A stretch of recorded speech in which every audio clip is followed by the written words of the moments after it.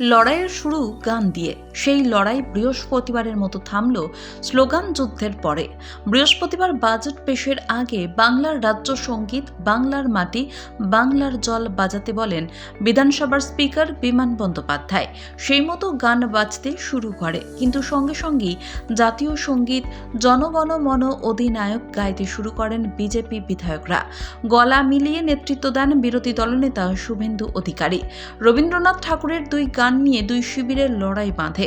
বিধানসভার ভিতরে 215 বনাম 74-এর শাসক বিরোধী লড়াইয়ের শুরু এইভাবেই। বিষয়টিতে রেগে যান মুখ্যমন্ত্রী মমতা বন্দ্যোপাধ্যায়। তিনি বলেন, জাতীয় সঙ্গীত আমরাও গাই, তবে সবচেয়ে শেষে। এইভাবে জাতীয় সঙ্গীত গিয়ে রবীন্দ্রনাথ ঠাকুরকে অসম্মান করেছে বিজেপি। এই ঘটনার নিন্দা করছি।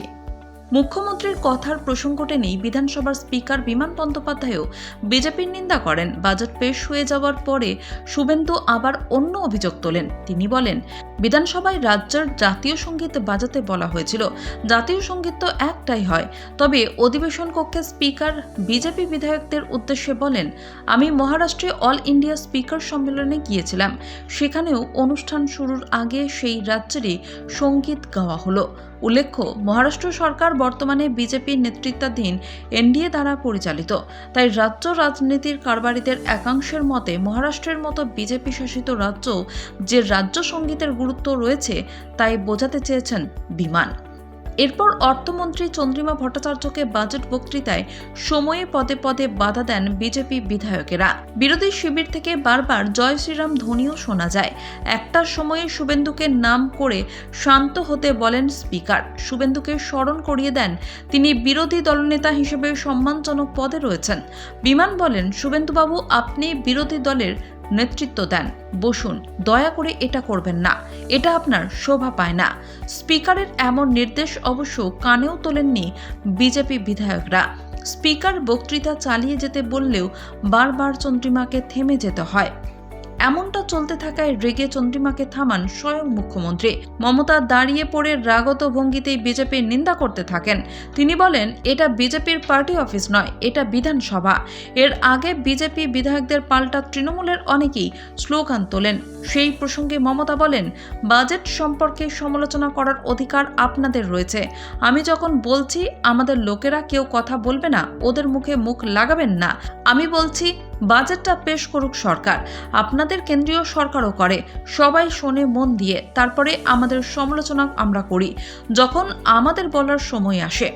এরপরে নাম না করেই মমতা শুভেন্দুর দিকে তাকিয়ে বলেন, আপনি বলতে দিচ্ছেন না কেন? তার মানে কি আপনি ভয় পাচ্ছেন? হুঁশিয়ারির সুরও ছিল মমতার গলায়। তিনি বলেন, আমাদের সরকারের বাজেট আমাদের পেশ করতে দিন। যদি পেশ করতে না দেন, সংসদেও বাজেট আমরা পেশ করতে দেব না। এটা মনে রাখবেন, শিক্ষা নেবেন। পরে আবার শুভেন্দু সাংবাদিক বৈঠক থেকে এর জবাব দেন। তিনি চ্যালেঞ্জের সুরে বলেন, এখনো 2 দিন সংসদ চলবে, ক্ষমতা থাকলে বানচাল করে দেখাক তৃণমূল। সেসবের শেষে আর এক প্রস্ত গোলমাল শুরু হয় বিধানসভা চত্বরে। শুভেন্দু তখন গেটের কাছে গাড়িতে উঠে পড়েছেন। আচমকা বিজেপি বিধায়ক অগ্নিমিত্রা পল এসে জানান তার গাড়ি বার করা যাচ্ছে না। সেই সময়ে মহার্ঘ ভাতা বৃদ্ধির জন্য বিধানসভা চত্বরে মমতার নামে জয়ধ্বনি দিতে থাকেন রাজ্য সরকারি কর্মচারীদের একাংশ। তারা অগ্নিমিত্রার গাড়ি ঘিরে রেখেছেন বলে অভিযোগ। শুনেই শুভেন্দু গাড়ি থেকে নেমে অগ্নিমিত্রার সঙ্গে যান। এবার স্লোগান যুদ্ধ শুরু হয়ে যায়। একদিকে তৃণমূলপন্থী সরকারি কর্মচারীরা মমতা বন্দ্যোপাধ্যায় জিন্দাবাদ স্লোগান দিচ্ছেন, আর অন্যদিকে চোর চোর স্লোগান তুলে চলেছেন বিজেপি বিধায়কেরা। জোর টক্কর চলতে থাকে বেশ কিছুক্ষণ। তবে বিজেপি বিধায়কেরা সকলে বার হয়ে গেলে পরিস্থিতি শান্ত হয়।